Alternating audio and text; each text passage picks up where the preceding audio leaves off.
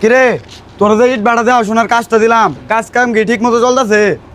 হ ভাই, কাজ কাম তো ঠিকঠাক মতো চলতেছে। 20 লাখ টাকার যে একটা অর্ডার পাইছিলাম, ওই ইট কি ঠিকঠাক মতো বেচতে পারছিলি? আরে ভাই কি কর না কন, ইট বেচতে পারবো না মানে সপ্তাহে ইট বেচা শেষ। যাক, তোর কথা শুনে খুশি হলাম। ভাই ব্যবসা তো অনেক সুন্দর চলতেছে, সামনে আরো বড় ধরনের একটা ডিল আসতে পারে।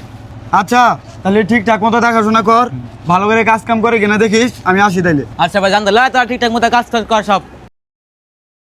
যাই হোক, ইটগুলো এবার ভালো দামে বেচতে পারবো।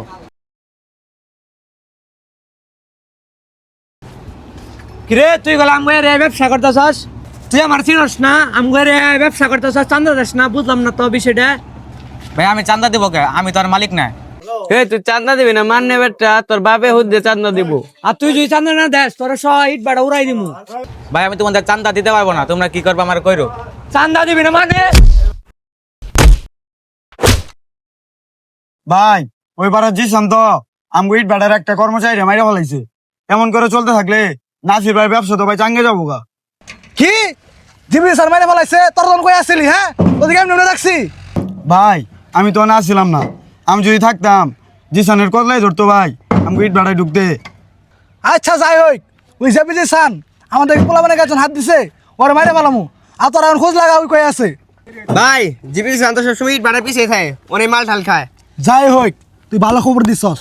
ওই জিবি সামনে ধরে নাস্তির মানুষ নিয়ে যায়, ওরে এমন হাল করমু আয় আমার লগে। কি তুই চামচা চুমচা মারছাস নাসিরে মারাবাদ দিয়া?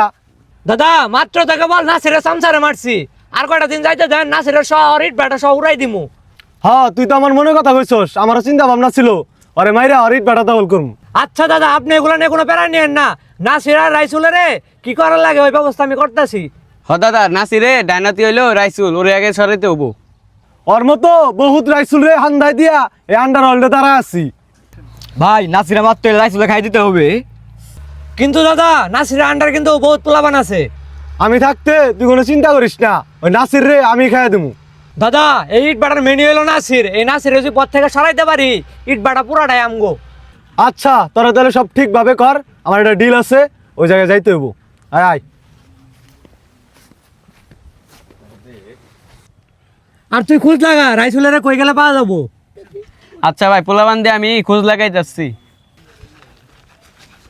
ভাই রাইসুল। কিরাজি সান, তোর এত বড় সাহস, আঙ্গুর পোলাপানের মারছস, তোর একবার মাইরে পুইতে ফেলামু বেটা। হ্যাঁ মাইরা পালাইছি, এখন তুই কি করবি কর। এই বেটা কি করবো মানে? তুই দেখবি কি করবো। এ বেটা কি করবো মানে, জেবিছি সনকেরা তুই জানাস না? এ বেটা জেবিছি না, আমরা কি করবো রে? আমার এলাকায় তুই আমার পোলাপানের গায়ে হাত দিলি, কাজটা কিন্তু ঠিক করতেছস না।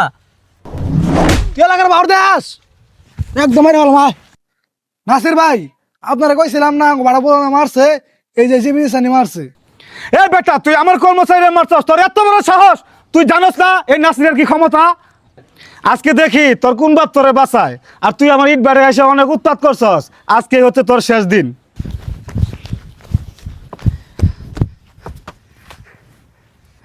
ভাই নাসিরের পোলাবান তো জেবিছিছেন বাইরে ধরে নিয়ে গেছে। কি নাসিরের এত বড় সাহস? আমার পোলাপানে ধরে নিয়ে গেছে, এখনই আই দেখতে আসি।